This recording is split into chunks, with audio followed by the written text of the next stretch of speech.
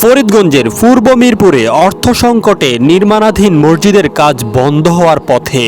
এলাকার গুরুত্বপূর্ণ এই মসজিদটি নির্মাণ করতে সামর্থ্যবানদের সহায়তা চায় এলাকাবাসী।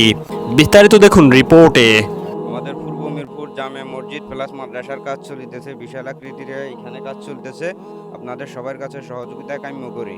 আমাদের এখানে কন্ট্রাক্টরের অনেকটুকু হাদিয়া আটকি আছে, উনি পাওনা আছেন ৩-৪ লাখ টাকা, ওনার টাকাও আমরা দিতে পারতেছি না। যদি আপনারা সহযোগিতা করেন আমাদেরকে তাহলে আল্লাহর ঘর মসজিদে, তাহলে আমরা হয়তো কন্ট্রাক্টরের অর্থ দিতে পারতেছি এবং কি কিছু মালের টাকাও উনি পাওনা আছে। যদি আপনারা সহযোগিতা করেন তাহলে আল্লাহর ঘর মসজিদটিও দাঁড়িয়ে যাইতেছে, আর আমরা হয়তো ঋণ খেলাপি থেকে মুক্ত হইতেছি এবং কি ধীরে ধীরে আমাদের এগিয়ে নিয়ে যাচ্ছি কাজ। আপনাদের সহযোগিতা কাম্য করি, যেহেতু আমরা মসজিদ মাদ্রাসা ৫ তলার ফাউন্ডেশনে ভবন নিয়েছি, তাই যদি আপনারা সহযোগিতা করেন আমাদের কাজটুকুও কমপ্লিট হবে।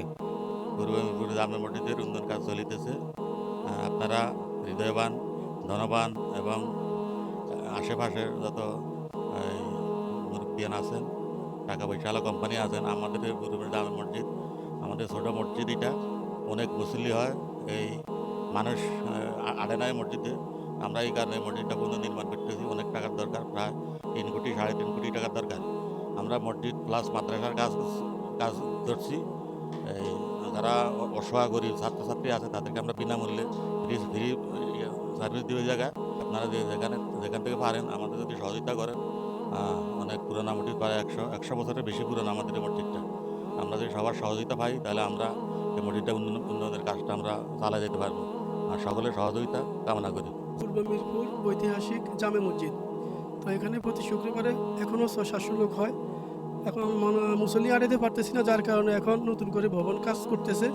তো এটা করতে যায় পাশাপাশি দেখা গেছে আমাদের ধর্মীয় একটা অনুষ্ঠান, যেমন আমাদের এই মাদ্রাসা, এরকম ধরনের একটা ব্যবস্থা করতেছি। এখন টাকার অভাবে দেখা গেছে আমাদের কাজটা থমকে দাঁড়াইছে। এখন সমাজের বিত্তবান বা আর্থিক সহযোগিতা করার জন্য সমাজের বিত্তবান এবং যারা আছেন সবার কাছে আকুল আবেদন, আমাদের মসজিদের উন্নয়নের কাজের জন্য সবাই মুক্ত হস্তে দান করুন।